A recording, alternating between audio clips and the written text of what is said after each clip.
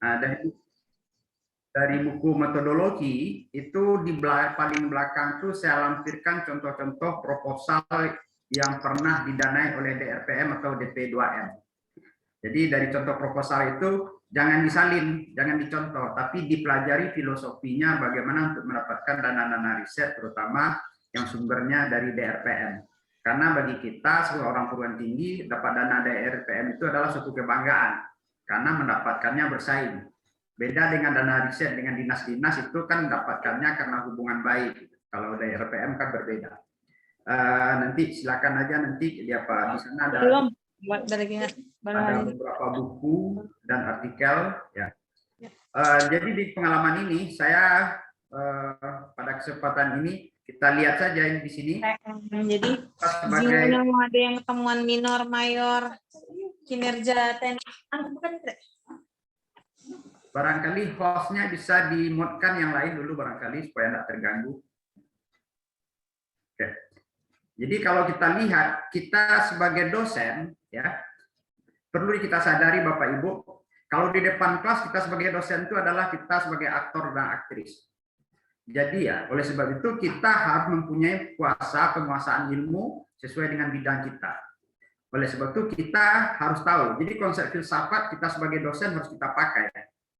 Ada sebenarnya kalau kita di sini saya sajikan ada 4 tipe manusia dari sisi pengetahuannya. Ada orang yang tahu di tahunya, ada orang yang tahu di tidak tahunya, ada orang yang tidak tahu di tahunya, ada orang yang tidak tahu di tidak tahunya.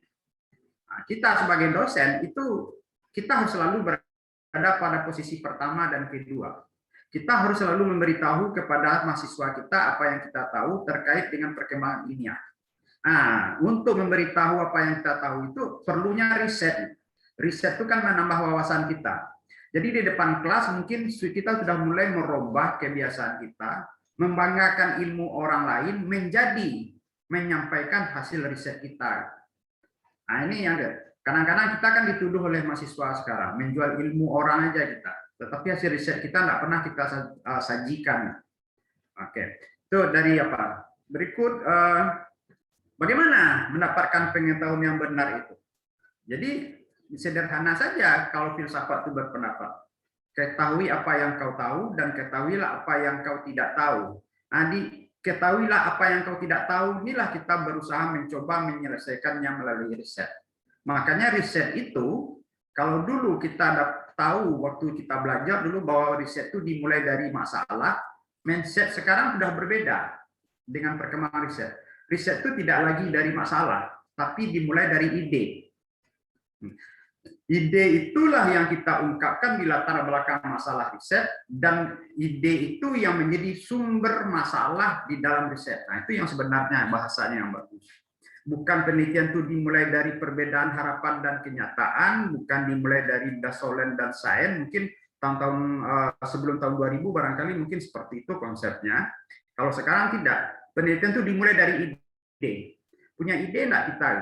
Kalau punya, dari mana munculnya ide itu? Dari kita membaca tulisan-tulisan kawan orang-orang lain. Dengan ikuti seminar-seminar, kita ikuti mendengar ungkapan-ungkapan dari pemegang otorita. Jadi ide itu muncul untuk kita riset. Nah, disinilah perannya riset itu. Jadi kita sebagai pelaksana Tridharma Perguruan Tinggi, kita harus punya ide sesuai dengan ilmu kita. Makanya di dalam ketentuan riset sekarang, terutama yang ingin mendapatkan dana DRPM, itu roadmap riset itu sangat penting sekali. Oke, ini nih, pengetahuan dimulai dengan rasa ingin tahu itu yang penting. Rasa tahu, ingin tahu itu yang kita munculkan pada diri kita. Dari mana bisa mulainya? Itu dari kita, dari yang kita baca, yang kita pelajari. Biasanya artikel-artikel yang bagus tuh di terakhir di kesimpulan itu ada rekomendasi atau untuk ditindaklanjuti. Itu yang kita tangkap. Sudah tuh kapan itu menjadi kepastian dia? Kalau kita udah riset, makanya kalau di level S1, S2 atau penelitian verifikatif sebab akibat itu kan ada hipotesis. Hipotesis yang harus dibuktikan kebenarannya. Nah, ini dari sinilah kita mulai startnya. Mungkin kalau untuk kita dosen itu tidak perlu verifikatif sebab akibat, itu cukuplah untuk level S1, S2. Kalau mungkin kita peneliti profesional, dia tidak perlu membuktikan hipotesis lagi, tapi dia udah implementasi. Kalau di dalam penelitian itu disebut penelitian dasar. Kalau di DRPM, penelitian dasar itu adalah penelitian yang punya indeks TKT-nya 1 sampai 3 dan itu merupakan dasar untuk meletakkan kerangka sains dan ilmu pengetahuan. Nah, dari dasar itu dikembangkan menjadi terapan. Terapan itu nanti baru pengembangan. Nah, itu sudah mulai TKT 789. Ini yang penting kita apa? Jadi dari konsep-konsep seperti filsafat seperti dari sinilah kita mulai start bagaimana kita membangun suatu kerangka penelitian. Ya. Nah, ciri khas penelitian itu kalau kami di peneliti-peneliti itu ciri khasnya APIK, APIK. Apa tuh APIK?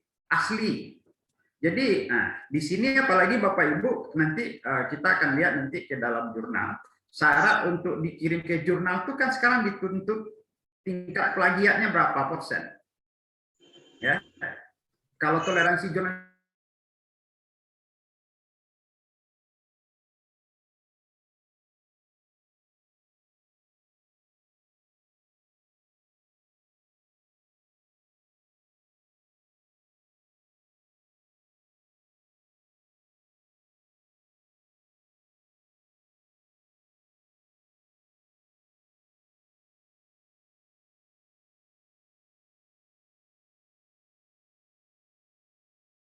penelitian terapan, 9 itu penelitian pengembangan. Nah, apakah untuk ingin terapan harus dasar dulu? Tidak. Kita mulainya dari mana tergantung kepada kita masing-masing peneliti. Apakah kita berada pada posisi penelitian dasar, penelitian terapan, dan saya mohon maaf Bapak Ibu, sejak 2001 dulu sampai 2020 kemarin, alhamdulillah saya dapat setiap tahun DRPM, ya, DRPM.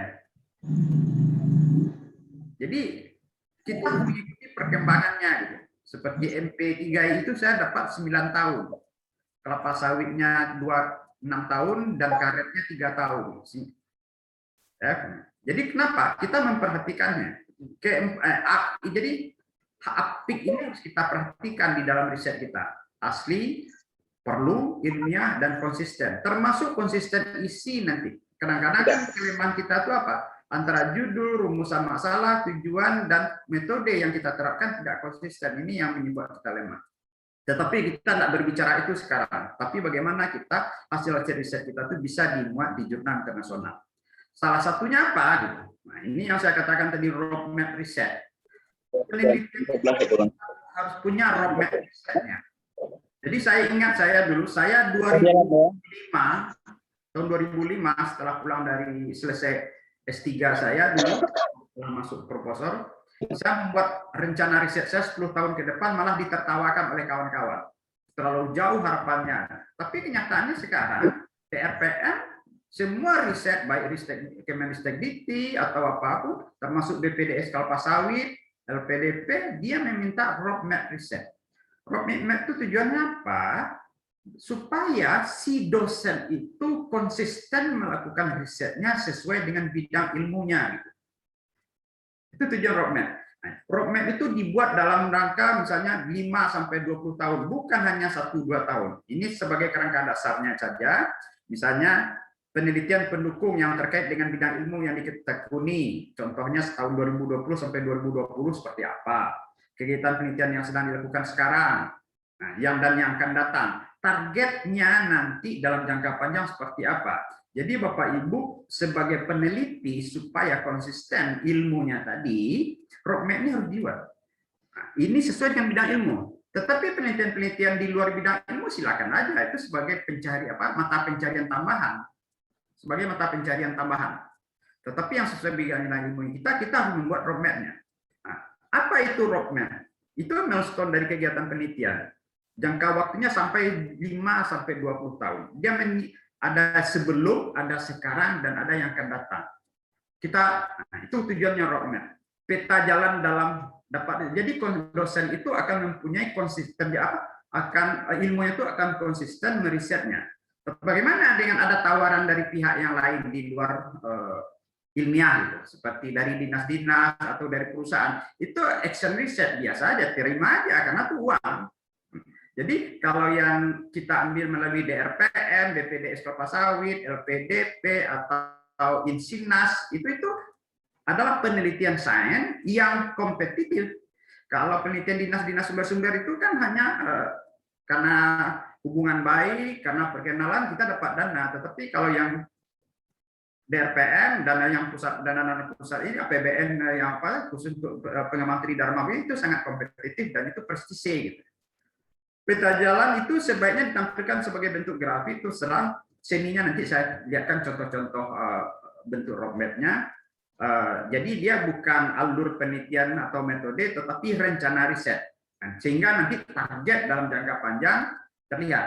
Ini saya contohkan Bapak Ibu, ini contoh-contoh roadmap yang saya ambil dari kawan-kawan yang lain. Kebetulan saya juga sebagai reviewer di LPDP beberapa tahun terakhir ini memang namanya tidak saya buat, siapa yang punya.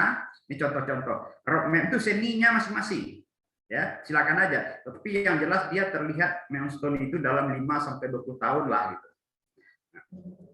Ini contoh roadmap juga dalam bentuk lain. Ini yang kemarin yang dana ini yang kalau saya lihat itu lolos di LPDP ya. Ini juga misalnya ini orang pertanian roadmap TKT varietas tanaman mulai dari tahun 2020 sampai 2023 dia membuat suatu varietas. Tapi saya yakin nanti kalau Bapak Ibu lacak di internet atau di DRPM itu akan tahu orang punyanya. Gitu. Tapi ini memang saya sembunyikan ya. Tapi roadmap ini bukan suatu rahasia, gitu. Tidak perlu dirahasiakan. Orang tahu alur riset kita tuh kemana. Gitu. Dan setiap orang tuh mungkin mempunyai roadmap yang berbeda-beda.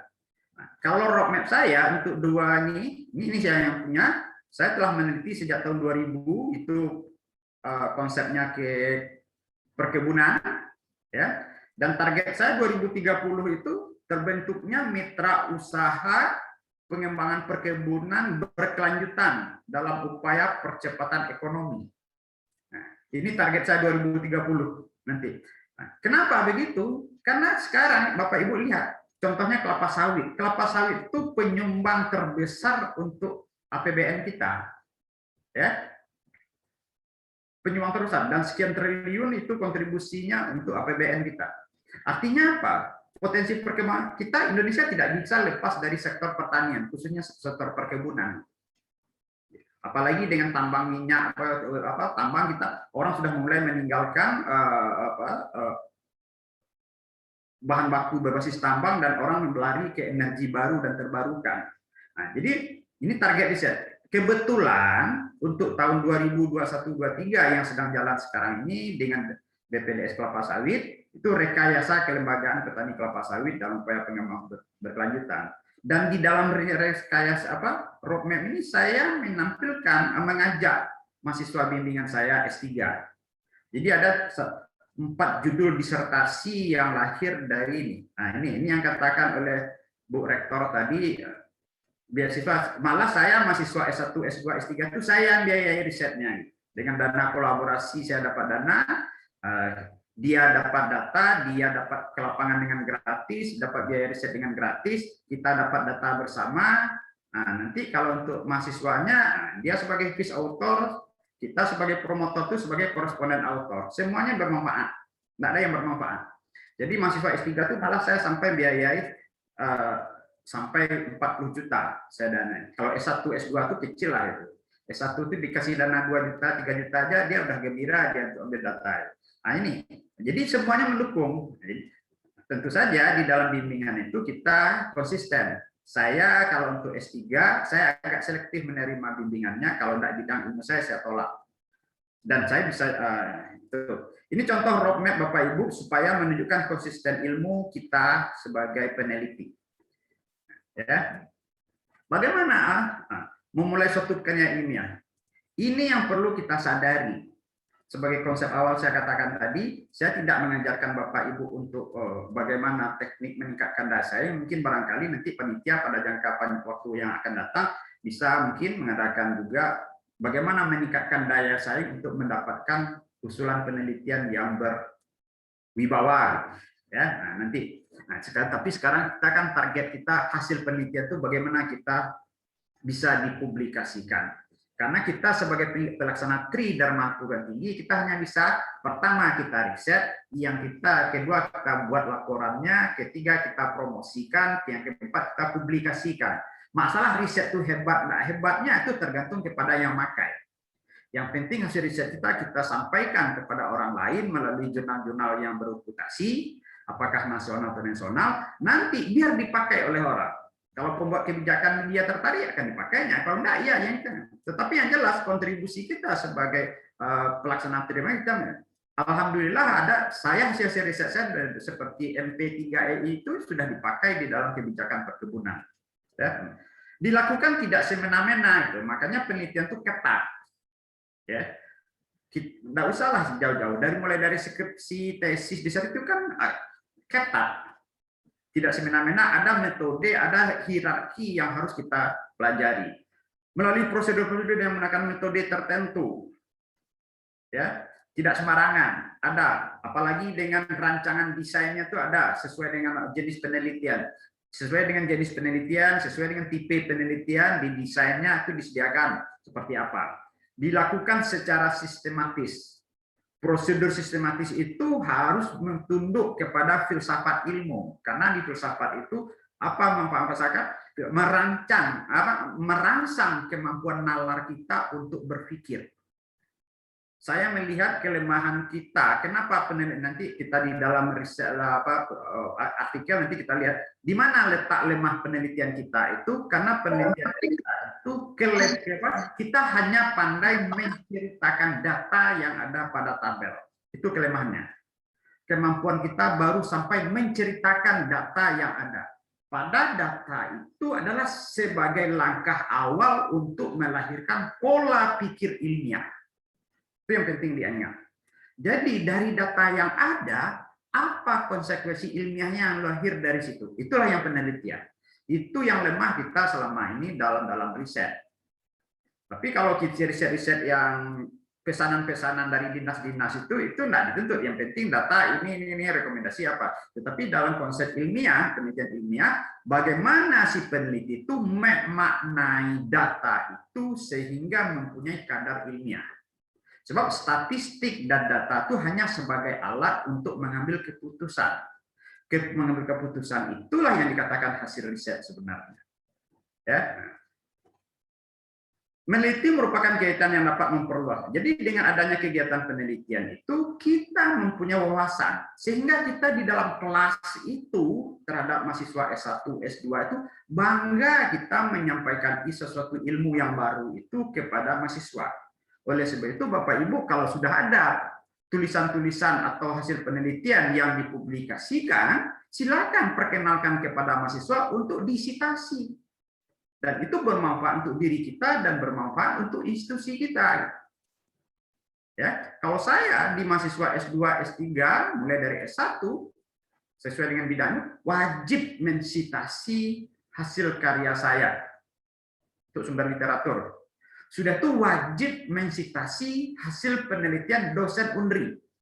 Setelah itu baru yang lain-lain. Masa misalnya seperti Bapak Ibu misalnya baik Tridinanti atau apalah atau apa, masa dosennya tidak disitasinya pada satu bidang ilmu, kecuali kalau dosen itu tidak punya karya ilmiah. Nah, ini masalah. Oleh sebab itu dosen harus punya karya ilmiah, karena itu yang kita banggakan kepada mahasiswa sebagai kita dikatakan sebagai dosen. Ada yang perlu diketahui Bapak Ibu, ya, dosen. Kita ini dosen, bukan guru silat. Nah, beda dia. Rubah pola pikirnya, kita tuh dosen, bukan guru silat. Apa beda dosen dengan guru silat? Guru silat itu ilmunya 10, dikasih sama murid cuma 9. Kenapa yang ke-10 tidak dikasih? Nanti muridnya melawan dengan apa ditangkisnya. Kalau dosen enggak. Kalau ilmunya 10, dikasih 12. Nah, itulah dosen yang berhasil. Dia bisa berhasil mendidik anak orang menjadi pintar. Jadi kalau saya ngajar, ini buku yang saya baca, ini buku yang kalian juga baca. Jadi buku yang kita baca dengan buku yang dibaca oleh mahasiswa itu harus sama, sehingga ilmunya nyambung. Kalau di S2 dan S3 lain lagi. ini materi saya, ini artikel saya, ini sumber literatur Anda. Ya.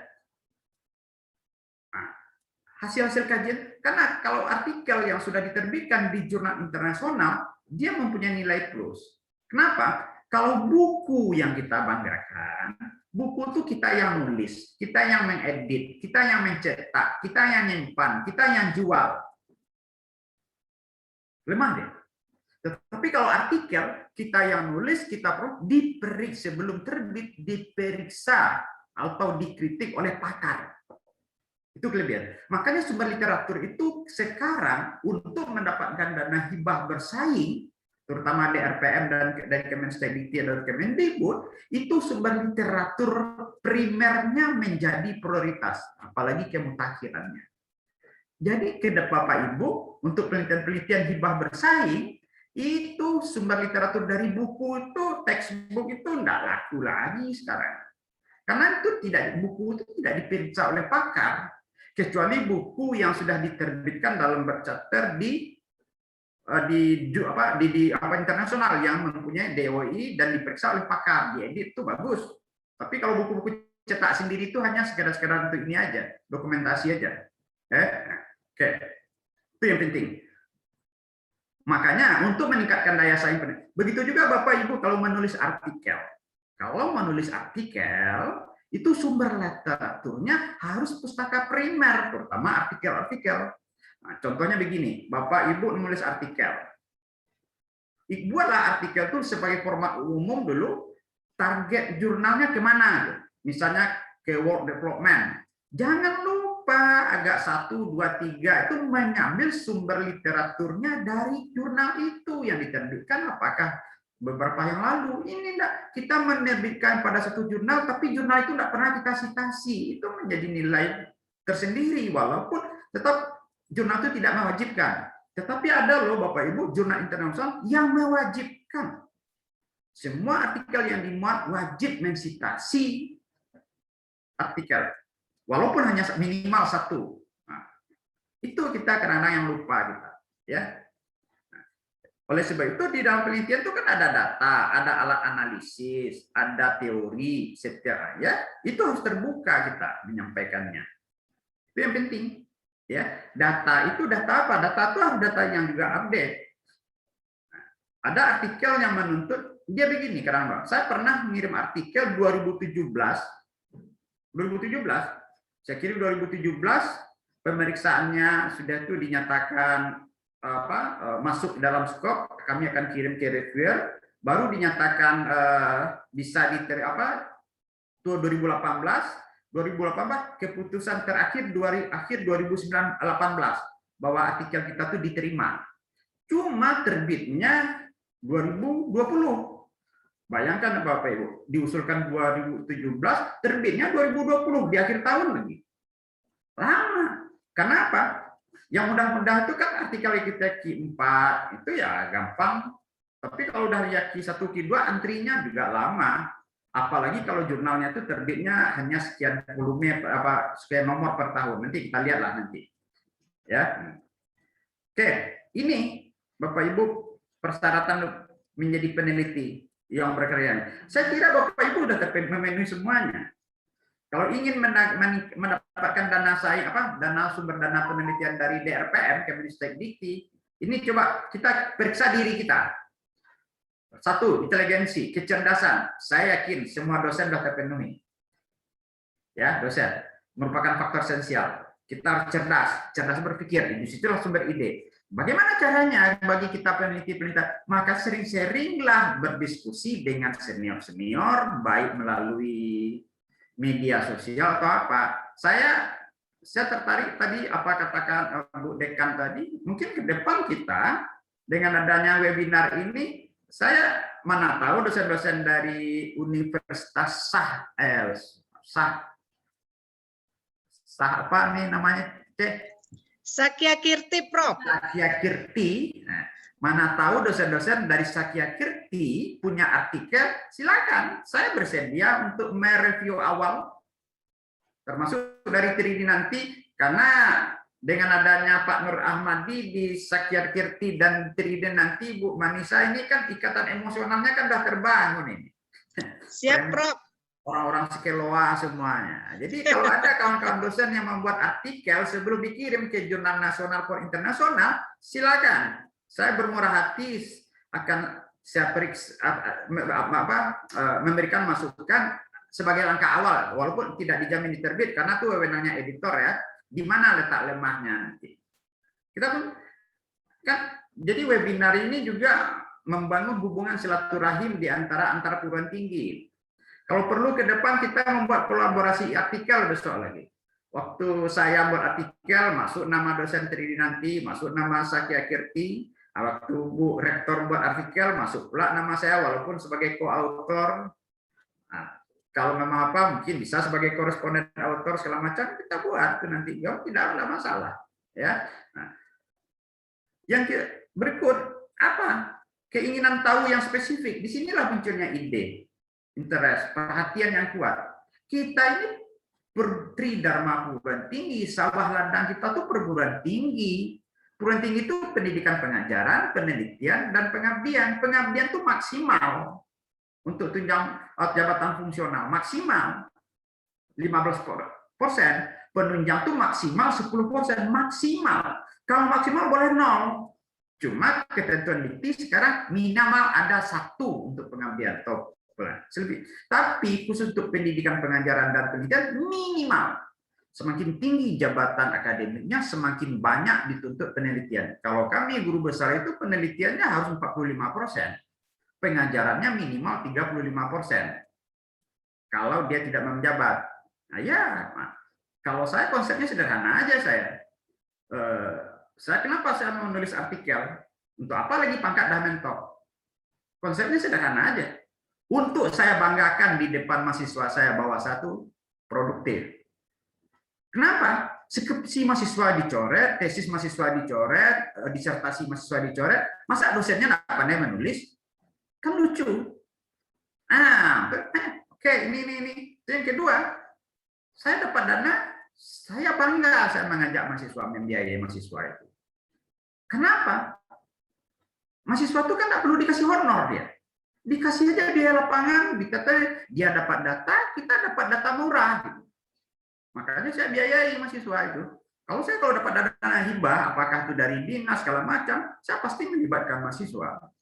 Dan mahasiswa itu bisa, ya. Dan dia nggak banyak neko-neko. Yang penting udah tamat dia ini. Kalau artikelnya bagus, mahasiswa itu baik S1, S2, S3, saya yang mengirimkan ke jurnal. Saya karena sebagai pembimbing, saya sebagai koresponden autor. Itu ada tuh mahasiswa, nanti saya lihatkan contohnya mahasiswa S2 saya, dia buat artikel, menurut saya bagus. Tetapi saya buat perjanjian, oke, artikel Anda ini bagus, nanti akan saya perbaiki, saya sebagai koresponden autor, Anda sebagai vice author, syarat untuk mengikuti ujian S2 atau S3.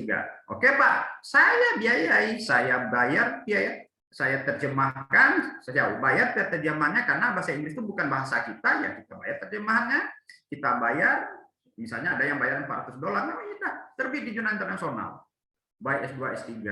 Dan kita untungnya apa? Kita sebagai koresponden autor, sebagai co-author, dan kawan kita sebagai promotor yang lain juga dapat kebahagiaan. Ini yang harus kita pikirkan, karena kita sebagai pelaksana Tridharma perguruan tinggi, imajinasi daya hayal itu harus tinggi, nalar. Dari sisi filsafat. Jadilah pemikir yang original, karena syarat penelitian itu, apalagi sekarang sudah banyak software untuk menguji kemiripan itu. Makanya kita harus jujur kita. Ya. Nah, apalagi sudah ada pula software yang untuk menggeser bahasa-bahasa untuk mengurangi tingkat kemiripannya. Syarat yang ketiga, berikutnya dosen sudah sampai inisiatif. Kita punya inisiatif untuk melakukan riset. Kalau sudah risetnya itu baru membuat artikel tidak segampang membuat laporan penelitian. Itu yang harus disadari Bapak Ibu. Karena artikel itu diperiksa oleh pakar nanti. Informasi, kita harus mengumpulkan keterangan. Ini artikel beratnya kan di sini, mencari teori-teori pendukung dan penyanding. Daya cipta, Jaya Cipta itu barangkali di metode kita bisa berinovasi untuk inovasi. Bapak Ibu bisa, itu kan artikel saya yang ada di blog saya itu bebas dibuka, silakan aja nanti sebagai untuk menjadi dipelajari sebagai filosofinya. Berusaha dan jangan segan-segan untuk menggunakan kemampuan kita itu menulis dan segala macam, dimanfaatkan senior-senior atau kawan-kawan kolega yang satu bidang untuk tempat berdiskusi. Nah, itu yang perlu. Yang kedelapan, Bapak Ibu, intensif observasi, hiduplah dengan penelitian saudara. Ya, jadi jangan kita mencari dana penelitian untuk sumber kehidupan, salah. Hiduplah dari hasil penelitian. Itu yang penting. Bukan kita masukkan dana penelitian, kita dapat dana, sudah itu dari penelitian. Itu sumber kehidupan, salah. Karena mempertanggungjawabkannya sangat berisiko. Dana penelitian dapat dana penelitian 100 juta, 200 juta itu harus dipertanggungjawabkan. Ya. Nah, oleh sebab itu tidak bisa kita hidup dari dana penelitian, tapi hiduplah dari hasil penelitian. Kalau kami di Undri sekarang, teman-teman yang menulis artikelnya terbit di Q1 itu kita kasih insentif itu 22 juta. Tahun ini mau naik nih 25 juta. Q2 tuh 17 juta, Q3 tuh 12 juta, Q4 tuh 10 juta. Nah, itu baru itu udah keuntungan dari riset. Kalau dana riset itu udah habis untuk lapangan, dana yang lain-lain untuk olah data. Sudah itu apalagi kawan-kawan yang bisa dia menciptakan hilirisasi riset, kalau kami di Uni dapat bonus lagi 20 juta. Ya, apalagi DRPM sekarang memberikan penghargaan terhadap kawan dosen-dosen yang artikelnya dimuat di jurnal berkualitas tinggi. Itu kemarin tahun kemarin 2020 dikasih penghargaan 50 juta. Nah, itu yang hidup dari sebenarnya. Sudah itu apa yang hidup dari hasil penelitian yang lain? Ya, kita sering diundang sebagai narasumber, kita sebagai bikin speaker, itu kan pahala. Pahala itu bagi yang mau naik pangkat masih ada kredit poin. Tapi kalau saya kan kredit poin itu tidak penting lagi saya. Tidak boleh naik pangkat lagi. Kan itu masalahnya sekarang ini. Tetapi apa? Untuk membagi ilmu itu dengan orang lain. Jadi apa? Diperlukan Pak integriti, kejujuran. Kata kuncinya di sini kejujuran. Setiap artikel tuh kan sudah ada uji plagiatnya, Bapak Ibu. Jadi Bapak Ibu nanti kalau menulis artikel ya nanti pada materi berikut ada uji plagiatnya. Tingkat plagiatnya berapa? Ada jurnal yang toleransi plagiatnya sampai 15%, di bawah 20% ada. Ada yang di bawah 15%, ada maksimalnya 12%, ada yang maksimal 7%. Itu nggak bisa ditawar lagi. Saya yang paling saya pernah jurnal tingkat plagiatnya itu maksimalnya boleh 7%. Alhamdulillah yang saya katakan kepada Bapak Ibu tadi, saya punya artikel yang tingkat plagiatnya hanya 1%. Ya, nanti kita lihat. Antusias yang meluap-luap harus termotivasi. Karena apa? Karena luaran target akhir kita riset itu di situ. Ya, nah, sudah itu apalagi penelitian baru menjadi ilmu pengetahuan jika hasilnya sudah dipublikasikan yang ke-11. Nah, disitulah Bapak Ibu, kita akan bangga di dalam institusi kita bisa membesarkan institusi kita dengan nama institusi kita terlukis di jurnal-jurnal berreputasi internasional. Itu kan bangga kita menambah lukisan afiliasi di jurnal tersebut. Apalagi kalau disitasi, itu kan penilaian kinerja rektor sekarang ini. Berapa banyak hasil riset atau publikasi dosen disitasi oleh masyarakat. Makanya kami sekarang berlomba-lomba. Kalau di perguruan tinggi negeri sekarang kan ada penilaiannya, di DRPM atau di Kemendikbud kan ada penilaiannya. Klaster mandiri, klaster utama, klaster binaan, kan itu adalah dosen-dosen yang ikut membesarkan universitasnya. Di mana? Dengan cara mempublikasikan hasil risetnya sehingga ada nanti disitasi oleh masyarakat. Dan itu memberikan kontribusi. Makanya saya Bapak Ibu lihat itu blog saya itu kontribusinya terhadap bobometrik Universitas Riau cukup tinggi karena terlalu banyak. Ya, anggaplah misalnya pada seminar hari ini ada sekian orang. Anggap saja separuh yang karena materinya sudah saya masukkan ke blog saya, yang ingin mengambil materi ambil di blog saya.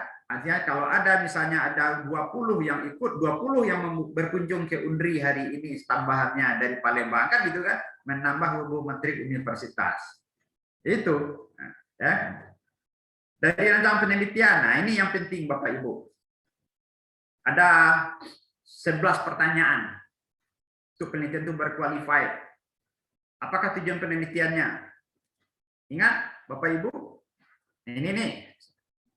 Coba baca skripsi kita, tesis kita, atau skripsi mahasiswa, tujuan penelitian adalah 1, 2, 3, 4. Bukankah gitu isinya? Pada itu suatu hal yang keliru. Tujuan penelitian itu tersirat di judul penelitian. Yang di dalam tesis 1, 2, 3, 4 itu bukan tujuan, cara mencapai tujuan. Nah, itu dia. Nah, makanya di dalam konsep penelitian itu ada yang maksud dan tujuan penelitian. Maksud penelitian sudah terlihat di judul, cara mencapainya terlihat. Nah, itu cuma selama ini yang kita pakai apa?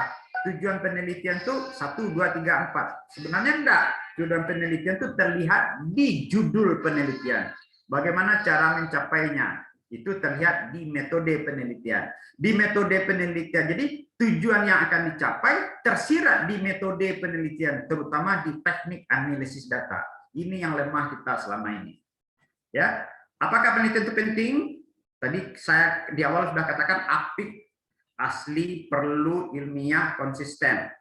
Seberapa besar pengetahuan kita yang dimiliki untuk sebagai pendukung teori, harus sebenarnya ikroknya jalan. Apa saja yang harus dipertimbangkan kalau terkait dengan penelitian-penelitian bersaing? Ya, kesesuaian ilmu itu yang paling penting.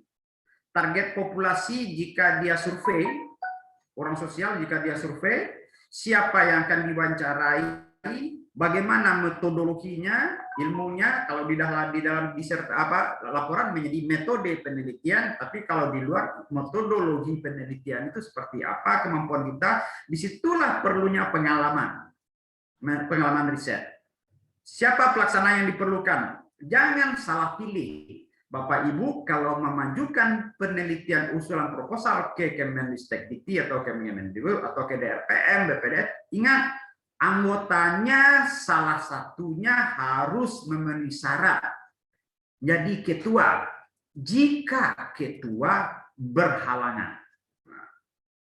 Kita kan selama ini enggak, misalnya ketuanya si A, anggotanya si B, si C. Nah, tahu si B itu berhalangan pergi sekolah atau karena apa-apa, akibatnya anggotanya tidak bisa naik karena anggotanya tidak memenuhi persyaratan untuk menjadi ketua. Akhirnya hilang. Oleh sebab itu Bapak Ibu yang ingin mendapatkan dana hibah, salah satu anggotanya harus memenuhi syarat jika ketuanya berhalangan. Itu yang penting, ya. Berapa jumlah biaya? Ini jumlah biaya kalau kita di DRPM sudah ditentukan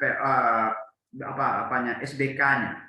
Misalnya untuk kita orang sosial bisa mencapai sampai 300 juta, 298 juta. Kalau untuk penelitian dasar, kalau penelitian terapan dan pengembangan bisa sampai 1 miliar. Itu dibuat, apalagi di Dikti sekarang sudah ada skop biaya, ada 6 komponen dan komponen-komponen itu sudah ada. Kita tinggal ngisi aja lagi mana yang pakai, kosongkan saja. Ya. Berapa lamakah penelitian itu? Kalau kita sumber dananya di APBN, APBD, pasti dia ikut tahun anggaran 1 Januari sampai 31 Desember. Tapi kalau DRPM itu kan biasanya 10 bulan. Berbeda dengan swasta, dia tidak mengikuti tahun anggaran pemerintah. Apakah pelaksanaan penelitian itu tidak akan mengalami hambatan? Ini yang kata kunci. Enak di judul, enak di proposal, tapi pelaksanaannya datanya tidak pernah dapat. Ini yang sering terjadi. Ini yang menjadi bahan pertimbangan Bapak Ibu untuk melakukan suatu penelitian. Nah, oleh sebab itu perlu menjadi ya kita untuk mendapatkan pengembangan penelitian itu pengembangan teori dalam bidang yang bersangkutan dengan dasar teori yang kuat, ada teknik pemecahan masalah dan praktisnya itu kita harus mampu dulu sehingga judul penelitian itu memenuhi syarat, tersirat masalahnya, tersirat metodenya, tersirat modelnya, ada subjeknya. Ini kadang-kadang kan kita nak memenuhi syarat dia, sehingga waktu reviewer membaca, ini nak menarik ini, disingkirkan saja. Gitu. Oke ya. Arah calon penelitinya, biaya, waktu, alat, kemampuan teoritis, penguasaan metode yang diperlukan, Kalau udah sering kita melakukan penelitian itu gampang loh Bu, karena kita udah punya bank informasinya. Kalau saya mohon maaf, ibarat sebuah kulkas besar, kalau ada kawan mengajak riset atau dana riset, udahlah tinggal ngadu aja yang sudah ada di laptop itu. Tapi kalau kita belum punya pengalaman, kita kan mencari banyak dulu, kerja berat. Nah, ini nih bedanya nanti. Oke. Nah, baru kita masuk, ujung-ujungnya orang ilmiah, orang perguruan tinggi, ujung-ujungnya kan larinya ke sini. Hasil penelitian itu harus dipublikasikan, apalagi penelitian dasar yang didanai oleh Chris Brin dulu. Penelitian dasar itu luarannya pasti jurnal internasional. Nah, kita sekarang kita belajar, kita bagi pengalaman Bapak Ibu terhadap struktur daripada teknik penulisan artikel ilmiah. Ya, pertama, jelaskan dulu tujuan kita menulis itu untuk apa? Mempublikasi sesuatu artikel ilmiah agar bisa dibaca atau diuji coba bagi orang lain, bagi tempat lain. Ya, itu yang penting. Konsepnya. Naskah yang akan dilaporkan ke jurnal sudah selesai dari sisi analisis. Kalau dia pakai hipotesis, uji hipotesis, ada kesimpulan. Jadi di sini selesai laporan penelitian. Nah, ini mohon maaf, saya punya strategi tersendiri. Saya kalau dana penelitian DRPM saya punya strategi sendiri. Ya, kan kontraknya biasanya bulan Maret, April kita udah start penelitian. Kalau saya dana-dana DRPM itu sebelum membuat laporan, setelah saya sudah selesai analisis data, sebelum membuat laporan, yang pertama saya buat dulu adalah artikelnya.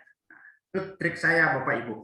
Kenapa? DRPM itu kan luarannya artikel, submit atau accepted, ya. Nah, oleh sebab itu, apabila data penelitian saya yang sudah didanai oleh dana hibah, selesai analisis data, selesai tabulasi data, datanya dianalisis, prioritas utama bagi saya adalah menulis artikel.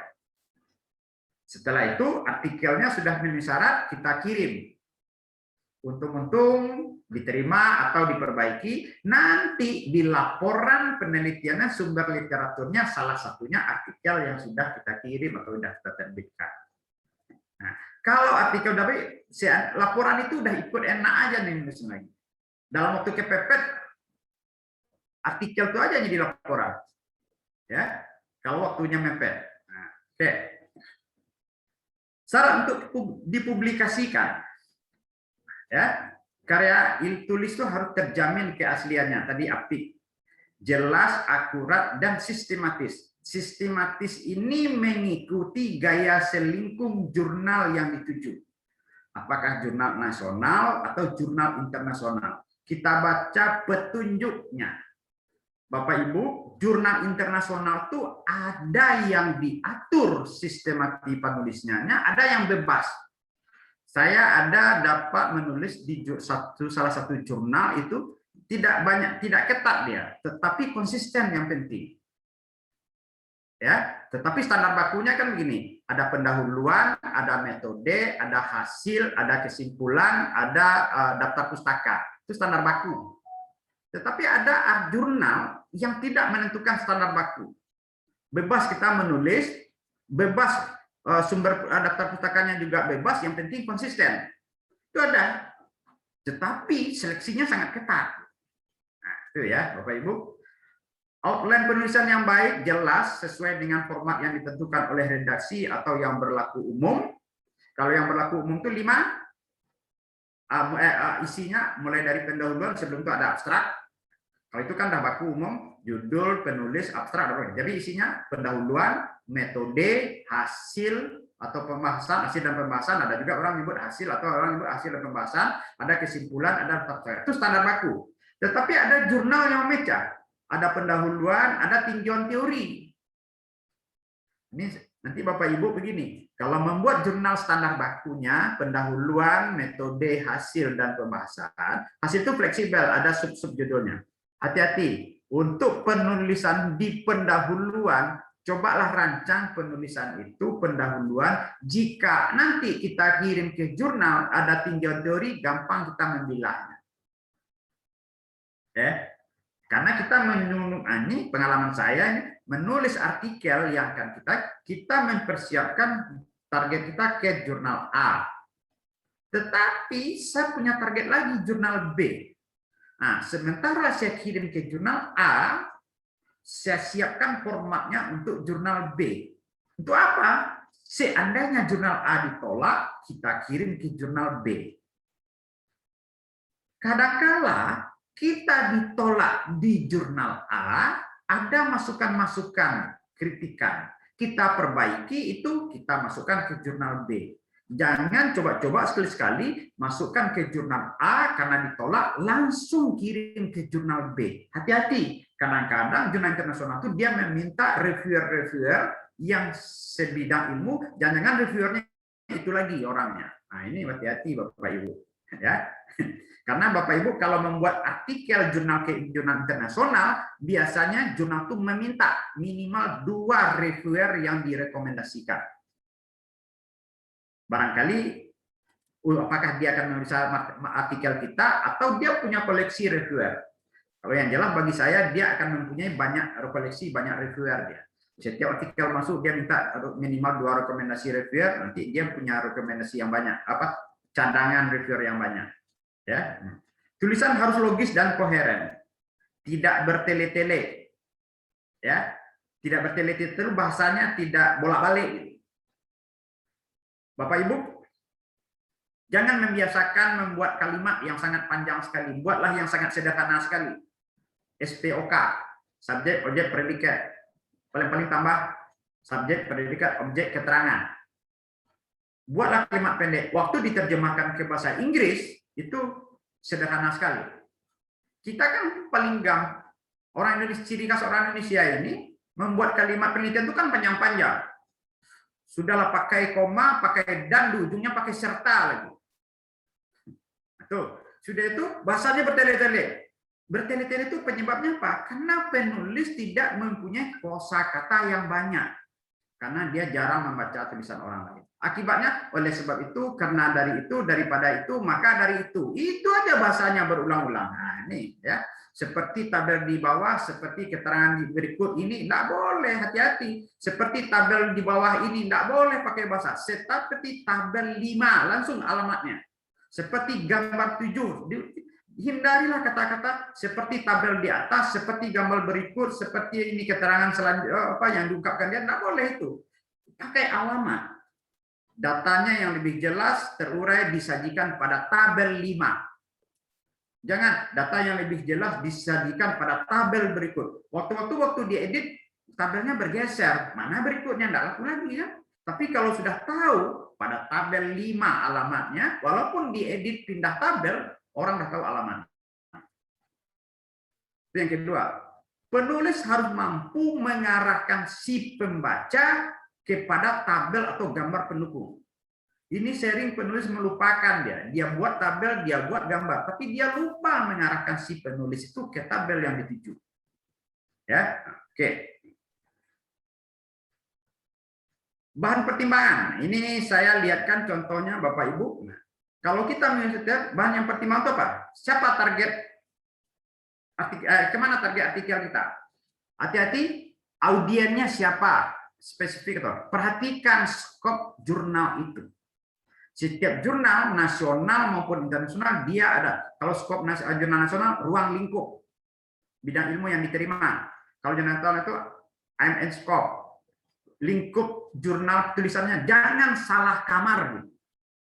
Ya, kita lihat jurnalnya ini, menurut kita tertarik, jangan lihatkan skopnya apa bidang sesuai enggak. Misalnya, sudah itu frekuensi terbit.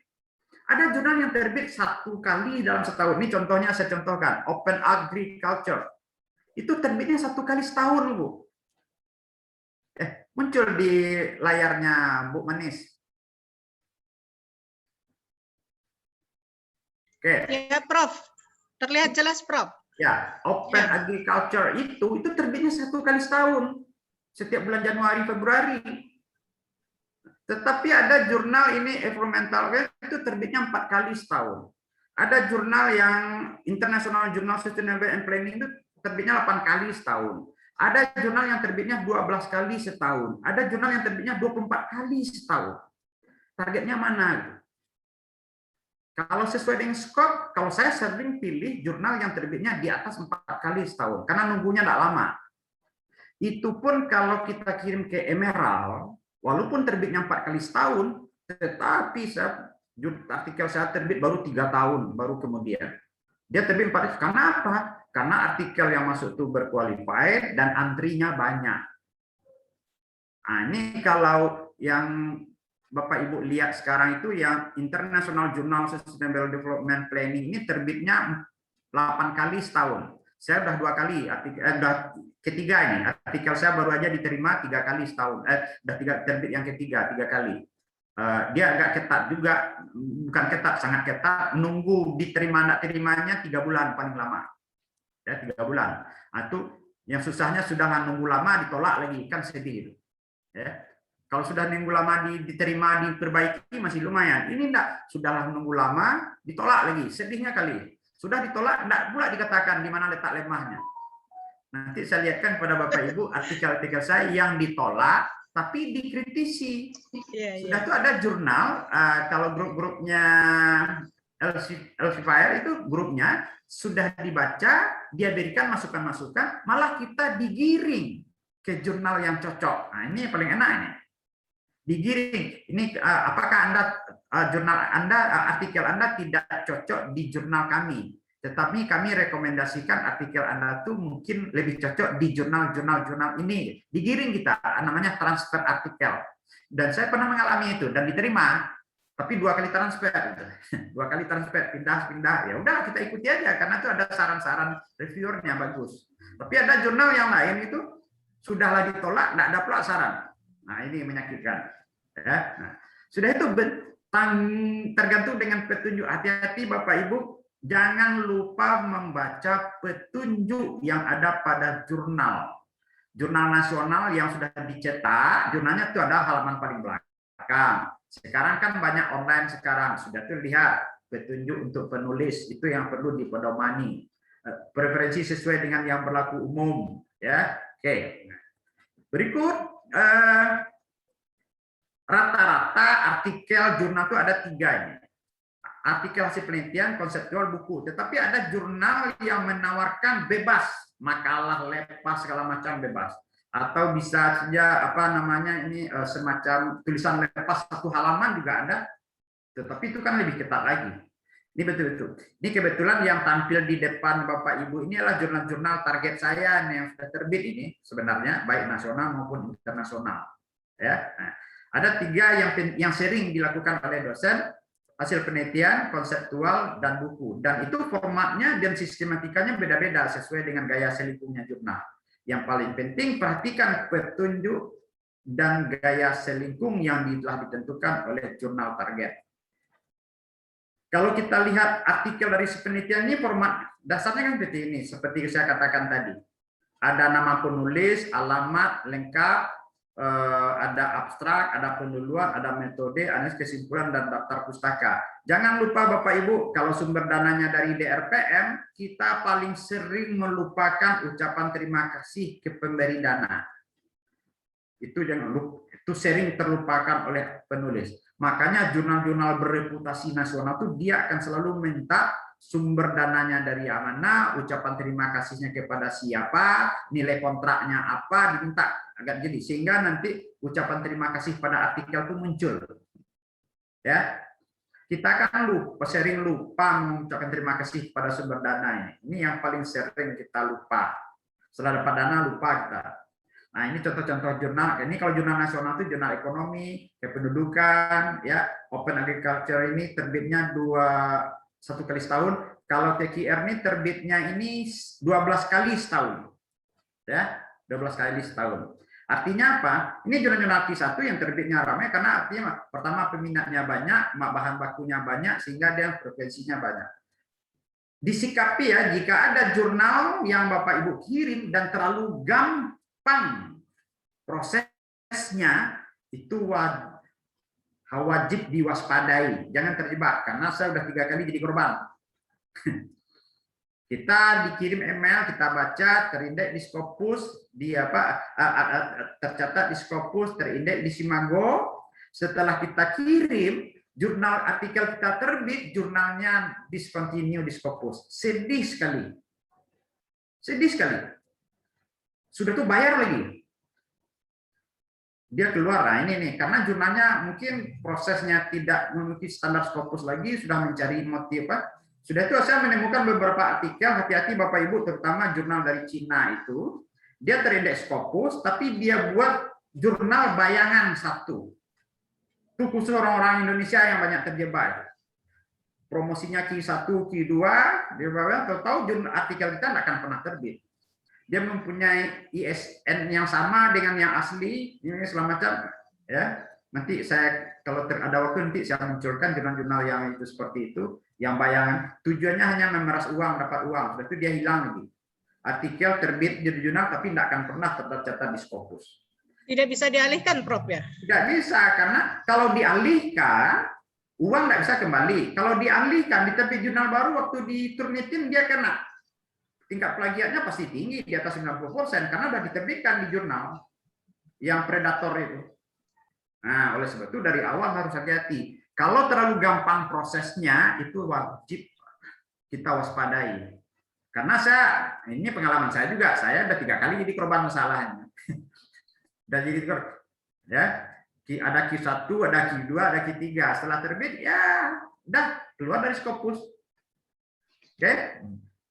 Konseptual sederhana aja, abstrak, pendahuluan, isi, subjudulnya disesuaikan, penutup, tidak ada metode karena konseptual.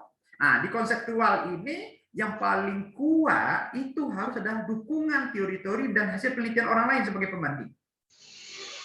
Sehingga saya ada artikel saya yang terbit dalam bentuk konseptual itu agribisnis, ekonomi pedesaan, itu sumber literaturnya sampai 86 buah daftar pustakanya. Ya, hampir panjang sumber daftar pustaka dengan isinya gitu. Karena itu ketat ya. Oke. Nah, sudah itu apalagi resensi buku. Nah, jadi kalau Bapak Ibu baru meneliti, tidak mungkinlah mengkritik buku orang gitu. Tetapi ini ada dimuat. Kita mengkritik buku paling-paling 2 halaman cuma. Nah, kalau kita baru meneliti atau belum punya pengalaman, tidak mungkinlah hasil karya orang kita kritik, belum mampu kita. Ini disediakan juga di dalam artikel. Ada jurnal-jurnal yang menyediakan banyak jenis artikel, ya. Nah, ini yang menjadi perhatian Bapak Ibu, judul artikelnya, ya, judul artikel itu harus menarik. Walaupun menurut kita enggak, tapi ini saya contohkan. Ini artikel saya, ya. Kita selama ini kalau nulis mahasiswa, masa judul skripsi tanda tanya, masa penelitian ini gimana? Kenyataannya seperti ini. What's wrong with oil? Kenapa kelapa sawit dituduh merusak lingkungan? Ini kan kata orang seksi ini judulnya gitu. Tapi orang tertarik untuk membacanya. Ya. Yang di atas, benarkah sertifikasi menjamin guru itu profesional? Ya. Kebetulan ini didanai oleh dana penelitian DIPA Universitas. Kalau yang bawah ini didanai oleh DRPM, hasil dari beberapa dana penelitian DRPM, saya buat beberapa artikel. Ini MP3I dulu nih. Kenapa? Prof Al, ya? Waktu pemaparan kami batasi sampai 10 menit ke depan, Prof. Supaya bisa ada diskusi nanti dari teman-teman peserta. Sudah hampir habis nih, Bu moderator. Oke, ya. Nah, ini juga abstrak itu keahlian kita sesuai dengan gaya selingkung. Ada yang 200 kata, 250, ada yang 100 kata, ada yang dibatasi 50 kata. Bayangkan bagi Bapak Ibu, abstrak 50 kata. Tapi begitulah aturan gaya selingkungnya, ya. Nah, pendahuluannya saya kira ini tidak perlu, ada ini sangat sederhana, nanti bagaimana nanti kita diskusi saja. Bakunya, tinjauan pustaka itu yang penting di dalam artikel internasional berreputasi, tinjauan teoritis itu yang penting daya dukung, kekuatan dukungnya. Hasil riset Bapak Ibu itu harus bisa menyandingkan, menolak atau mendukung. Itu yang harus wajib kita laksanakan, ya. Metode penelitian itu baku untuk tergantung kepada gaya selingkuh jurnal, ya. Nah, hasil penelitian dan diskusi, ini yang penting dukungan, kejelasan grafik dan gambar. Tadi sudah saya katakan, jangan lupa mengarahkan pembaca ke gambar, ke grafik yang kita buat sebagai pendukung. Ya, sudah itu hasil penelitian itu menjawab permasalahan yang dikemukakan di pendahuluan ide tadi itu. Ini yang penting kita apakan. Dah itu apa usulnya? Ada enggak rekomendasi? Yang konsepnya sederhana. Penelitian ini kalau dibaca oleh orang bisa juga dilakukan di tempat lain. Nah, itu maksudnya. Sehingga dia tidak berlaku regional. Kalau dimuat di jurnal internasional, hasil riset itu bersifat, sebab saya pernah penelitian saya kirim ke Eropa, tapi dikatakan artikel Anda itu sangat bagus, tapi tidak cocok di jurnal kami. Bagusnya Anda muat di jurnal yang di Asia. Nah, dia ngomong seperti itu. Ya. Data pustaka juga mengacu kepada hati-hati Bapak Ibu, lihat di belakangnya atau petunjuk penulisan bagi peneliti. Gaya penulisannya juga menjadi bahan perhatian, sederhana aja, ikuti petunjuk penulis di setiap jurnal. Sistematika penulisan patuh kepada gaya selingkuh jurnal, ya mungkin ini bisa dibaca, kita diskusi. Penulisan ini penulisan kembali yang penting, karena kita yang nulis, kita yang mengedit itu kesalahannya kecil, itu oleh sebab itu sering bacalah dengan orang lain atau teman sejawat atau satu tim. Ini saya contohkan Bapak Ibu, saya dapat email. Ini artikel Anda bagus, kami diterima, tetapi perlu perbaikan, dipoles bahasanya. Biaya polesnya itu 6 sen per kata. Kalau 6 sen per kata, bulan Mei kemarin sekitar Rp850 per kata mempolesnya. Ini hasil polesnya, Bapak Ibu. Ini sudah dipoles. Biaya polesnya hampir 4 juta. Bahasa memperbaiki bahasa. Ya, nah, ini setelah dipoles oleh ahlinya dari jurnal, setelah itu baru kita perbaiki, ini hasilnya. Baru dinyatakan diterima. Insya Allah bulan Juni ini terbit. Nanti kalau udah terbit saya kirim nih ke moderator dan ke apa nanti. Ya. Nah. Oke. Siap, Prof. Terima kasih, Prof. Yang penting diperhatikan alasan penolakan ini, sumber faktor penolakan, hasilnya sering tidak bersistem, hasil tidak didukung oleh olahan data yang baik, ilustrasi yang tidak benar, hasil tidak terkait dengan tujuan atau hipotesis, penulisan grafik, tabel gambar tidak tepat, grafik dan tabel gambar dan ilustrasi yang lainnya tidak informatif. Nah, ini alasan penolakan. Sudah itu tidak didukung oleh teori-teori yang sejalan.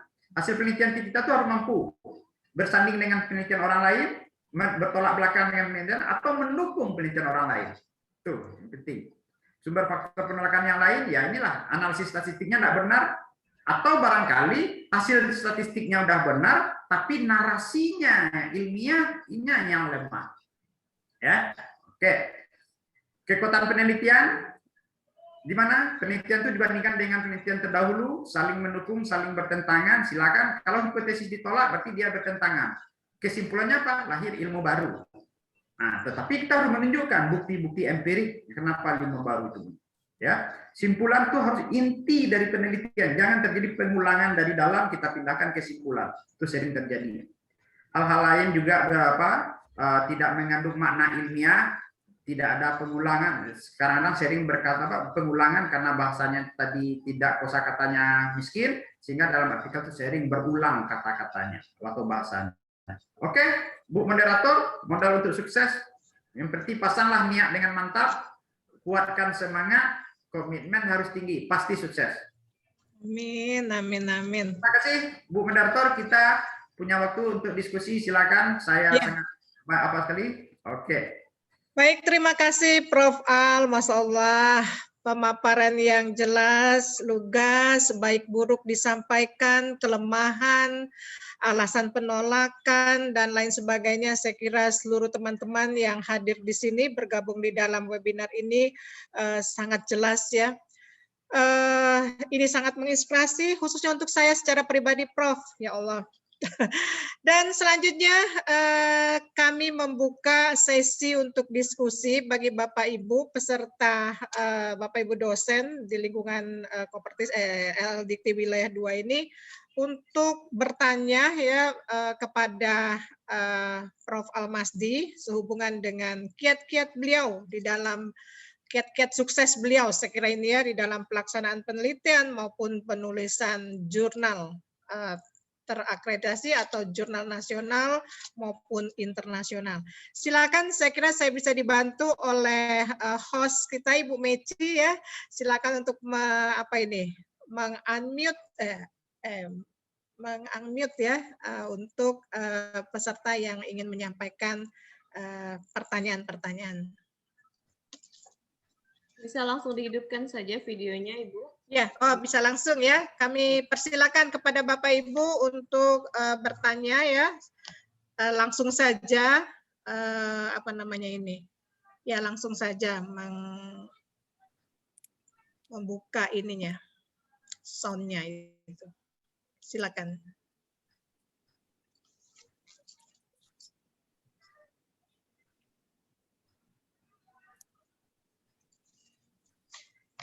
Benar-benar sangat menginspirasi Prof. Semoga ini dapat memotivasi teman-teman yang ada, teman-teman dosen yang ada di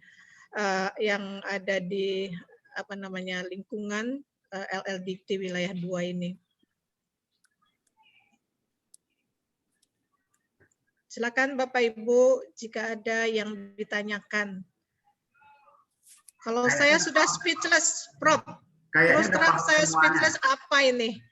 Yang artinya tertinggal sangat jauh untuk Prof. Al ya, sehingga saya perlu bertanya sampai di sini. Kalau dalam posisi saya seperti ini, saya harus mulai dari mana? Untuk penelitian dan juga penulisan publikasinya. Langsung saya jawab. Moderator boleh nanya ya, Prof?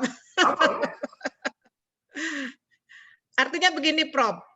Sebagai peneliti ya, kita mempunyai kendala, Prof. Kendala internal dari pribadi sendiri, kendala eksternal itu dukungan dari lembaga, dukungan dari masyarakat. Nah ini. Nah, sementara kendala pribadi ini, kendala internal ini sangat kuat, Prof.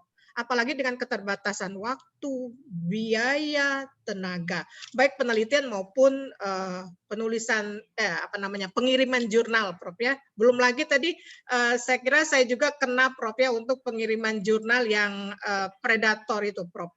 Sehingga itu tidak bisa dialihkan, padahal penelitian saya itu dikit sekali dan masuk di jurnal predator. Nah ini, Prof, mungkin kalau boleh bertanya. Pengalaman itu kan pembelajaran. Jadi ke depan dengan adanya webinar ini, kalau ada proses artikel itu terlalu gampang, itu pantas diwaspadai. Ya. Yang kedua, kalau dia memprioritaskan iuran, itu patut diwaspadai. Artikel yang bagus itu dia tidak akan, uang itu bukan prioritas. Cuma kita dikasih pilihan, apakah jurnal Anda akan dimuat di open access atau tidak. Kalau open access Anda harus bayar, malah sampai $4.000. Saya pernah membayarnya sampai $2.000. Kenapa saya berani bayar? Karena ada penggantinya dari UNRI. Nah, tetapi kalau cukup, kita enggak perlu kita open access. Nanti kita kan walau sebagai penulis kita akan dikirim satu artikel. Tetapi kita tidak boleh menyebarkan secara terbuka kepada orang lain, tapi kita boleh mengirimnya secara pribadi. Boleh, tidak ada masalah. Nah, memulai penelitian itu kan tidak harus berapa dana riset. Dengan dana 5 juta, 10 juta kita bisa menghasilkan artikel yang baik. Ini mohon maaf pengalaman saya ini Bapak Ibu, artikel itu tidak harus dari hasil penelitian kita buat. Kita ambil data ke BPS, ke dinas-dinas, kita analisis data, kita buat artikel, bisa. Artikel dari hasil penelitian itu kan jaminan luaran dari penelitian yang didanai. Yang kedua, saya juga punya pengalaman, sudah banyak penelitian saya kumpul-kumpulkan menjadi satu artikel. Itu namanya konseptual tadi. Ya, bukan pengulangan. Hati-hati yang dikatakan autoplagiat itu adalah artikel yang dimuat di jurnal nasional, dimuat di internasional, cuma beda bahasa, penulisnya kita, itu autoplagiat. Sanksi hukumnya enggak ada, cuma sanksinya enggak boleh dipakai untuk naik pangkat. Itu aja. Yang sanksi hukum tuh punya orang kita ciplak. Kalau punya kita tidak ada sanksi hukum. Cuma tidak boleh untuk naik pangkat tidak dipakai. Aja. Jadi kan coba, udah terbit di jurnal nasional, diterbitkan di jurnal internasional dalam bentuk bahasa asing. Tidak boleh, tidak diakui naik pangkat. Ya, kalau misalnya kita mau silakan aja supaya orang internasional lebih kenal. Karena tadi bahasa Indonesia, tapi tidak bisa dipakai naik pangkat. Nah, bagaimana menghindari plagiat itu? Begini, kita harus merubah cara kita mengutip. Misalnya contoh begini. Bu Manisa baca penelitian saya, artikel saya. Ya, kita kan kalau dulu kita menulis ada istilah kutipan langsung, ada kutipan tidak langsung dulu. Kalau kutipan langsung, kalau kurang dari 5 baris masuk ke dalam paragraf. Kalau lebih dari 5 baris diketik 1 spasi jarak ke dalam itu dulu. Sekarang tidak seperti itu lagi. Cukup baca aja, sederhana aja. Ini saya tunjukkan rahasia-rahasia yang sederhana ya. Kalau tidak dapat artikel utuh, pelajari abstraknya. Tinggal ambil 3. Hasil penelitian Al-Masdi menyatakan bahwa kelapa sawit memberikan kontribusi yang besar terhadap ekonomi pedesaan. Sejalan dengan penelitian Nur Ahmadi bahwa dari sektor perkebunan, karet itu merupakan sumber pendapatan bagi masyarakat pedesaan. Terkait dengan itu, penelitian Si Ahmad yang terkait dengan perkelapa juga ini kan kita ngomong itu aja kita. Jadi gampang kalau sudah terbiasa. Makanya sekarang penelitian itu tidak lagi diminta nomor halaman mengutip tahun. Misal Sahza 2019. Di dalam pustakanya diminta artikel itu halaman berapa sampai halaman berapa. Kalau dulu kan di dalam kutipan kita suruh masuk. Ini dikutip dari halaman berapa? Tidak ada waktu itu lagi. Oleh sebab itu si penulis dia harus kreatif. Dia baca tulisan orang lain, dia simpulkan isi artikel itu. Itulah yang dia jadikan sebagai sumber teori di dalam. Sehingga kemiripan itu pasti terhindar. Itu contoh. Nah, ini contoh. Saya contohkan. Ya. Nih muncul Bu Manisa. Muncul, Prof. Apa yang muncul? Itu jurnal, Prof. Ini judulnya. Ini judulnya. Bisa baca jurnalnya? Iya, bisa terbaca, Prof. Oke, Anda lihat itu mana yang berwarna, tidak ada kan? Baca. Ini bukan saya menilai, Tunitin. Nih. Berapa ini? 0, Prof. Siapa yang bisa membuat yang Similarity-nya 0. artinya saya tidak mengutip punya orang. Satu pun. Walaupun saya daftar pustakanya ada. Ya. Nah, tetapi artinya apa? Ini original pemikiran penulis. Ini saya mendapat penghargaan dari artikel. Ini luar biasa artikel Anda. Kami tidak percaya semula kok bisa 0%. Tetapi nyatanya seperti itu. Nah, apa kuncinya di sini? Karena apa? Kita menulis, setelah kita tulis, kita buat bahasa yang baik. Saya tidak pernah memakai bahasa Inggris. Saya upahkan semuanya, saya terjemahkan. Karena bahasa Inggris itu bukan bahasa ibu kita. Kita upahkan. Upahnya paling-paling ya paling tinggi 2 juta, 2,5 juta. Nah, nanti itu sebagai langkah awal yang terbit di jurnal. Kadang-kadang jurnal itu meniti kualitas bahasa yang tinggi. Disitulah dia tawarkan. Kalau bahasa kita kurang bagus, dia tawarkan untuk merapikan. Ini ada lagi yang 1%, ya. Ada lagi yang 1%. Oke, Bu Manis. Nah, itulah sebagai apanya contohnya tadi, ya. Silakan kalau masih ada lagi pertanyaan. Terima kasih, Prof.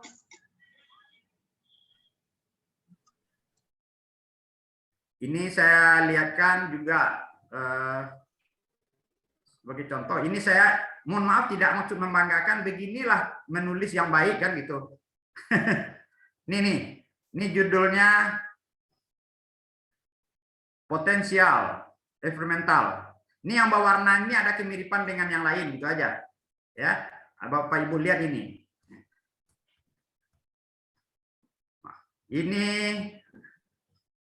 Ini warnanya cuma ini.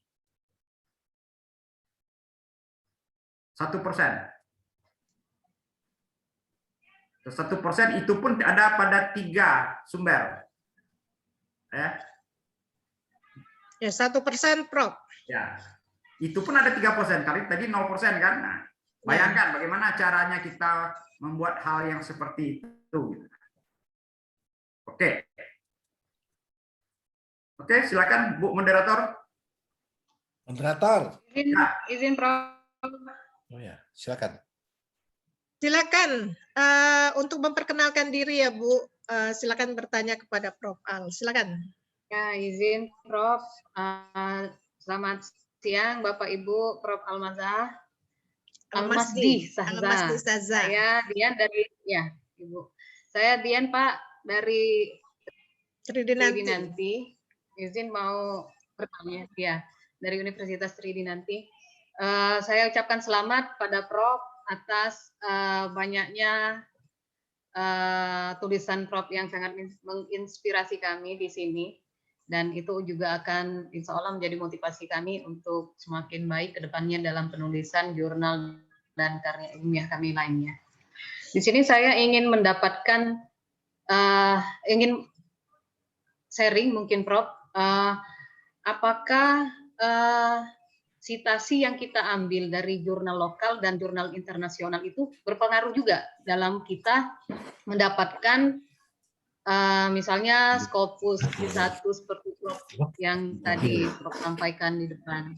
Selanjutnya juga bagaimana cara kita atau tips Prof Almasdi dalam menulis, mensitasi, menyadur ulang misalnya tulisan tadi Prof mengatakan bahwa Prof banyak daftar pustaka di situ, tetapi tidak satu pun ada yang 0% tadi kan, bahwa tidak ada kutipan yang diambil dari itu.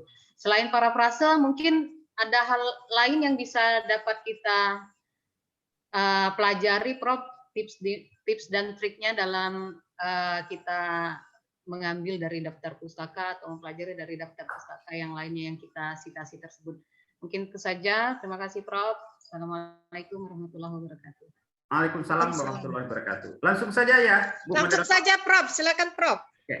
Pertama, citasi itu apakah jurnal nasional atau internasional?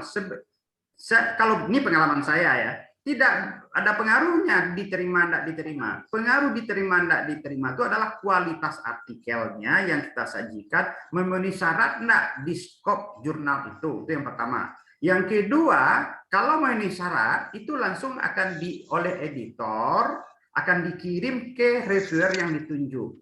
Nah, reviewer itu menilai nanti konten isinya. Nah, sudah itu kadar ilmiahnya. Mereka tidak akan menilai sumber literatur apakah itu nasional atau sumber literaturnya dari ISSN, KBS. Cuma nanti ada jurnal yang menguji keabsahan sumber literatur. Oleh sebab itu sumber literatur itu harus dapat dikunjungi oleh reviewer, terutama DOI-nya. Yang kalau tidak ada DOI-nya, alamat blog alamat emailnya tidak boleh diambil dari blog gitu. Misalnya artikel saya diterbitkan oleh blog Sianu, sudah tidak boleh, harus ambil dari aslinya.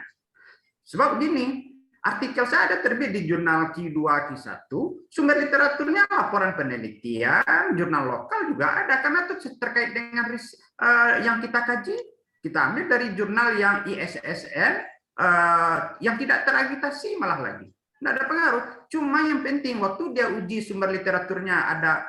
Kalau jurnal-jurnal yang berkualifikasi itu dia kan ada sumber literaturnya tersendiri, daftar pustakanya dimasukkan. Nanti dilihat valid, tidak valid. Yang tidak valid itu harus kita ganti, kita hilangkan.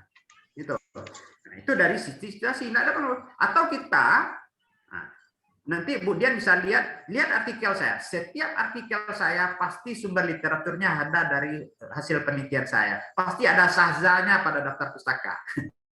Rata-rata ya, rata-rata. Itu tidak salah juga, karena kita tidak auto plagiat. Kita menyatakan penelitian sebelumnya atau penelitian yang pernah dilakukan, Sahza 2018 itu.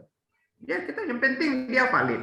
Yang kedua, tingkat bagaimana mensiasati bahwa tidak terjadi plagiat. Nah, kan gitu.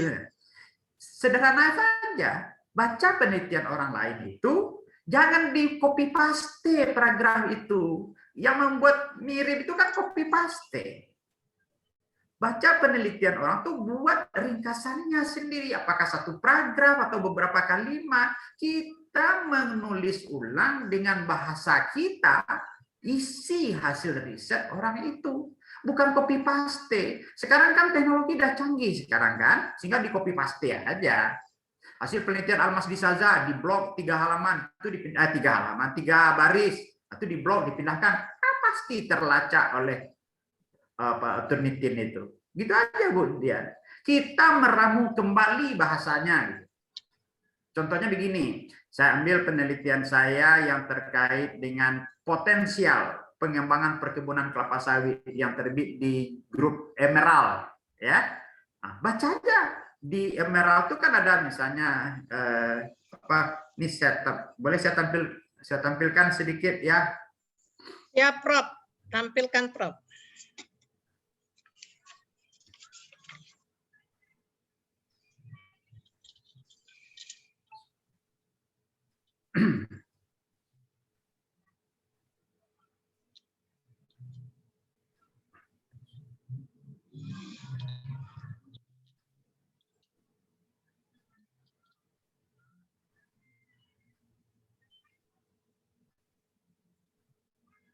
Satu.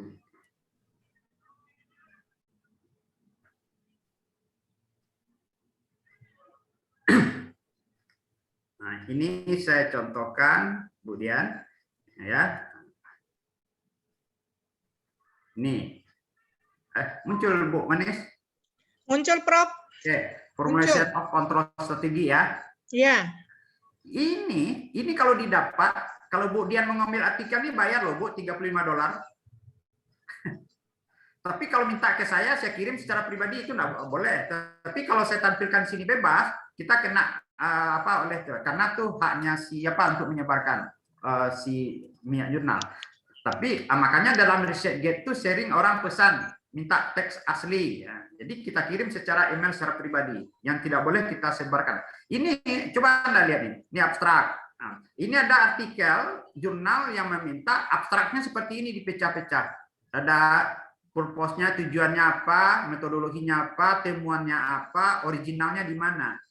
Ya ada, Bu. Sekarang, saya kan nggak pandai bahasa Inggris. Di blog ini diterjemahkan ke misalnya buat kalimat tersendiri.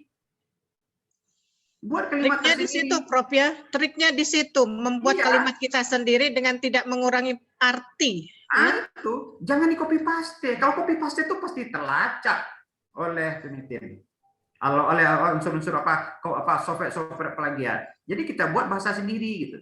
Nah, itu yang kedua, triknya ini. Setelah dicetakkan artikel yang utuh, sebelum diterjemahkan, kita sendiri yang uji penelitiannya. Ada enggak yang mirip dengan bahasa artikel yang lain? Nah, gitu. Oke, kalau masih di atas 10% atau apa tergantung pada kita rubah dulu nanti. Nah, oke, sudah itu kita terjemahkan ke bahasa Inggris. Kalau saya upakan. Setelah diterjemahkan, sebelum saya kirim ke jurnal, saya uji lagi penelitiannya berapa gitu. Kalau masih kurang kita perbaiki bahasanya. Kalau enggak kita kirim. Kalau ada syarat kita kirim. Gitu aja. Sehingga waktu diperiksa oleh jurnal, penelitiannya sudah memenuhi syarat. Ya, contoh tadi kan ada yang 1%, ada yang 0%. Yang 0% itu, padahal saya ujinya 5%, tetapi kok mereka jenis berapa? Kok 0%? Ini saya lihat kan, misalnya ada yang 15%, ini jurnal yang penelitiannya 15%. Ada juga, ya, karena ada jurnal yang apanya namanya nih?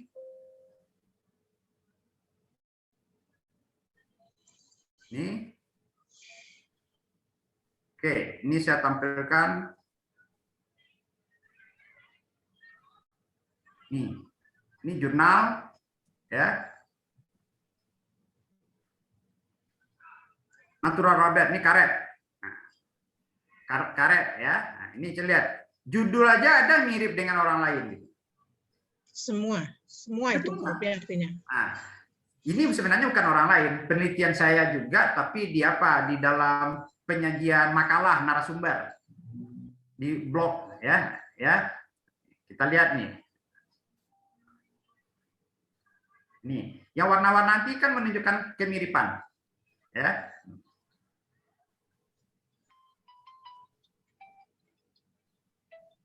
Ini 15% ini, kalau tidak salah saya. Tapi toleransi memenuhi syarat dia. Ini 15%. Paling tinggi 4% dari emerald. Nah, dari emerald ini pun tulisan saya. IJRBS ini internasional apa riset jurnal ini tulisan saya pula. Kalau dilacak ini tulisan saya juga. Jadi nomor 1 dan nomor 2 ini tulisan saya, nomor 3 pun tulisan saya, nomor 4 tulisan saya, nomor 5 dan 6. Jadi Prof itu terlacak semua Prof ya untuk Turnitinnya ya persentase itu ya. Tetapi karena ini banyak tulisan saya yang di dalam terlacak, mungkin saja toleransinya di situ sehingga 15% bisa dia terima gitu. Nah, itu. Ya. Artinya kalau di dalam DRPM ini track record riset ini menunjukkan bahwa si penulis ini konsisten dengan ilmunya kan gitu. Makanya saya katakan ada orang mengatakan kita tidak boleh mensitasi tulisan kita sendiri, bohong. Iya, auto plagiat. Auto plagiat itu bukan seperti itu. Itu track record riset namanya tuh. Ya. Oke, Bu Dian ya. Baik, terima kasih Prof atas penjelasannya Prof. Saya memberikan kesempatan kepada Bapak Ibu yang lain. Kalau ada yang ditanyakan, kami persilakan. Bu moderator, Pak Kece, silakan. waktu udah saya enggak nanya. Oh iya. Waktu kita tinggal 10 menit kali. Jam 12. Baik, iya. Kalau ada kami berikan kesempatan satu orang lagi penanya. Kalau tidak, ini sebelum saya serahkan kepada MC, host kita, sekarang ini Bu Meci, saya mengucapkan terima kasih kepada narasumber kita, Bapak Profesor Dr. Haji Almasdi Sasja, SEMP, untuk seluruh sharingnya, seluruh pengalaman beliau, Bapak ya, dalam apa namanya ini, kalau menurut saya ini kiat suksesnya ya Prof. Almasdi dalam melaksanakan penelitian, membuat jurnal, baik jurnal nasional maupun jurnal internasional. Saya katakan saya tertegun-tegun Prof ya, sampai ya begitu banyak yang artinya saya tertinggal apa yang sudah dilakukan oleh Prof. Padahal dulu senasib ya. Kalau dulu senasib Prof, ternyata Profesor jauh berlari, melesat jauh ya Prof. Itu sama Prof, sama Pak Kece. Ya, Pak Kece itu beda dia. Dia punya laju duluan. Oke, dan juga saya mengucapkan terima kasih kepada Sahibul Hajat, ini Ibu Dekan Fakultas Pertanian Syakya Kirti, ya Ibu Insinyur Susiana MP. Dan terima kasih kepada seluruh peserta webinar ini. Kiranya kegiatan ini dapat memberikan manfaat bagi kita semua, memotivasi ya, selain menginspirasi. Saya kira tadi seluruh materi itu sudah bisa diakses di website Profesor Almasdi ya, di almasdi.staff.unri.ac.id. Ini ada tamu dari Untirta juga ya? Ya, ada tamu nih, ada Prof. Upi ya. Iya, Pak Almasdi kangen. Terima kasih atas kehadirannya. Nanti Iya. kapan-kapan Ini diundang Pak Kece nih, makasih Pak Kece. Reunian nih. Terima kasih Prof. Upi, Prof. Nurmayulis dari Untirta. Nanti kapan-kapan kami minta apa namanya, bantuan sharingnya juga ya dengan Pak Almasdi juga Prof. Al untuk 3D nanti Prof sekarang, jangan untuk Syakya Kirti lagi ya Prof. Pagi-pagi pagi-pagi Prof ya. Kita sekarang tergantung yang berminat siapa kan gitu kan. Iya, ini kan penting Prof. Penelitian jurnal ini penting selain untuk barometer indikator ukuran kinerja lembaga, kinerja dosen. Kalau undang nggak usah pikirkan honornya karena itu Prof, terima kasih. Kata Pak Kece kemarin kami uangnya nggak ada gimana, nggak perlu pakai honor saya bilang. Yang penting ada undangannya, ada sertifikat sebagai narasumber biar. Iya Prof, siap Prof. Tri nanti akan mengikuti itu Prof ya. Semoga bersedia Prof. Prof Upi juga Prof Upi. Iya Bu Rektor. Jadi terima kasih sekali lagi kepada seluruh peserta. Kiranya kegiatan ini dapat memberikan manfaat, menginspirasi, dan memotivasi kita untuk melakukan penelitian, penulisan jurnal ilmiah. Kami serahkan selanjutnya kepada host kita, Ibu Meci. Silakan. Baik, terima kasih kepada Ibu Manis. Sepertinya Ibu Manis lebih enak dipanggil Ibu Manis saja ya. Ya. Acara yang tadi. Terima kasih juga kepada Prof. Al.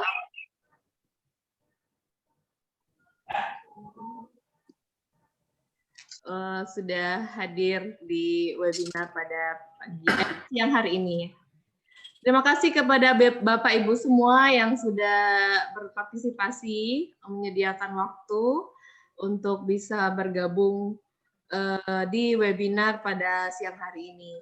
Sebelum kita menutup, ada baiknya kita mengambil dokumentasi terlebih dahulu, atau mungkin Pak Kece ingin menyampaikan sesuatu sebelum saya meminta untuk dokumentasi. Ya, makasih Bu Meci sebagai host. Saya minta waktu 2 menit, Prof. Al, Bu Manisa. Siap, Saya tidak menyimpulkan atau apa, karena saya aja saya juga tidak menyimpulkan.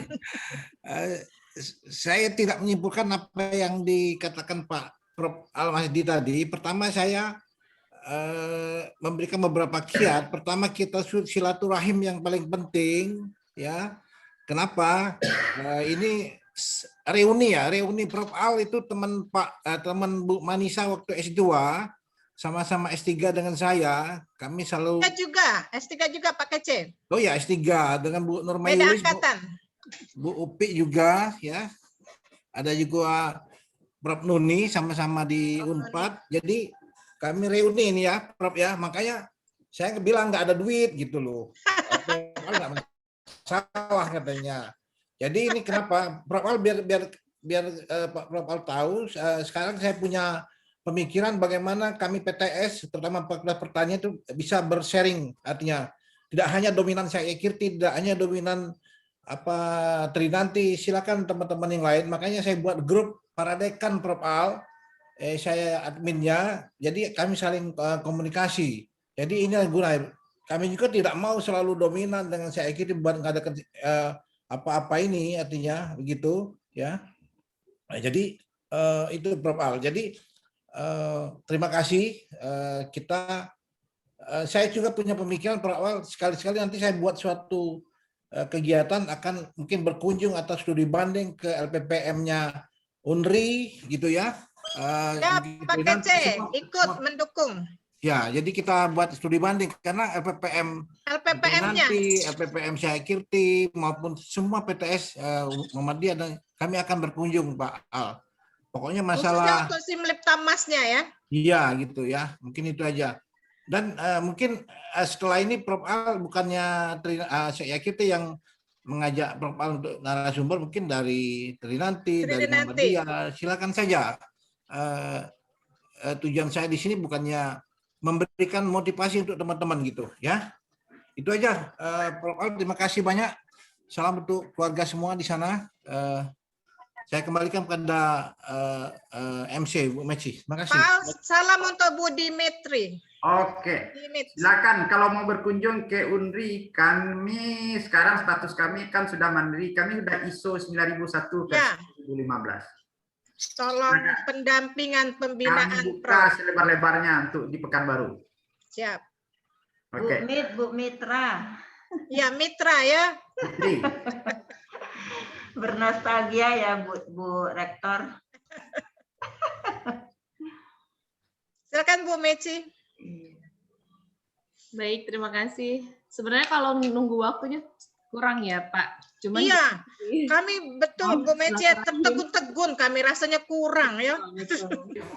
Ya, tapi setidaknya ini mengobati dengan segala keterbatasan kita ya Bapak Ibu. Ya. Jadi semoga dengan adanya kegiatan ini, seperti kata Pak Kece tadi, tidak hanya berhenti di Universitas Sakirti, terutama di Fakultas Pertanian, tapi di universitas lainnya. Dan tidak hanya di Fakultas Pertanian saja, di semua fakultas yang ada di universitas, khususnya di LLDP Wilayah 2. Baik, seperti yang saya sampaikan tadi, untuk insya Allah nanti akan kita upload ke YouTube Fakultas Pertanian, rekaman hasil webinar pada siang hari ini. Kita mengambil dokumentasi terlebih dahulu. Silakan Bapak Ibu hidupkan video biar kita bisa videonya lebih ini ya, fotonya lebih menarik gitu ya. Ya, silakan Bapak Ibu. Saya mulai dengan hitungan 1 2 3 berikan senyum terbaiknya. Ya, betul. 1 2 3. Ini kenapa start screen? Ibu Serniawati di dulu di ya. Ibu Surya ya. Oh ya. 1 2 3 senyum. Ya. Oke, satu lagi ya.